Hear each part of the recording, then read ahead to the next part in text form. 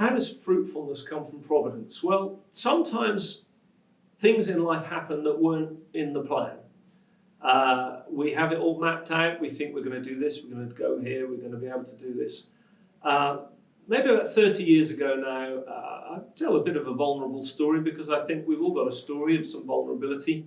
But about 30 years ago, my wife developed quite a significant disability with her back as a result of some surgery and various other things. And ever since then, she's been in quite a lot of substantial pain, which has meant that sometimes my travelling is a little curtailed because I have to care for her and look after her. Although, praise God, she's able to do a lot, and there's much improvement over the years, which is wonderful. But it was a turn of events that we didn't see coming. And yet at the same time, we both felt God had called us to do what we're doing now, which is to have a family of churches, to plant churches, to touch nations, all of the things that require lots of travel, lots of energy, lots of time, lots of self-sacrifice, lots of things that, we needed to be able to do. And yet I found myself, and we found ourselves as a couple, somewhat constrained by things beyond our control. And as I reflected on that, and we've reflected on it over the years, my mind goes to the Apostle Paul, who says, when I'm weak, then I'm strong. And in 2 Corinthians, which is a real defense of his ministry, he talks about, I'm going to boast all the more about my weaknesses because when I do that, Christ's power rests on me.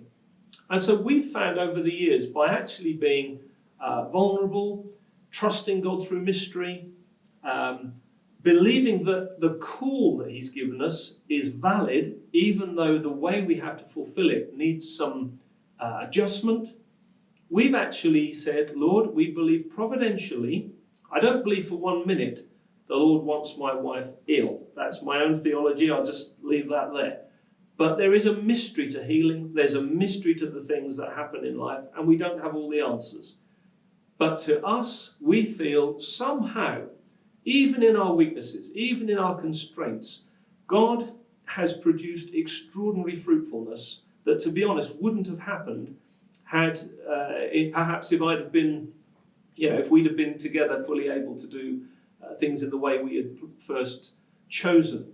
In a strange kind of way, I think sometimes our limitations actually provide a platform for the grace of God to be demonstrated. So we can see it's not human effort that's produced this.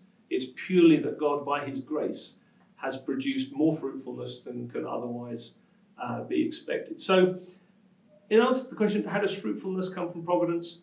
Sometimes there are providential things that are difficult to understand. We continue to pray for my wife to be healed. One day, perhaps before glory, she will be. Believe in that. We keep going for that. God hasn't told us to stop. The Bible hasn't told us to stop. We still go for it. But at the moment, we live with what we've got.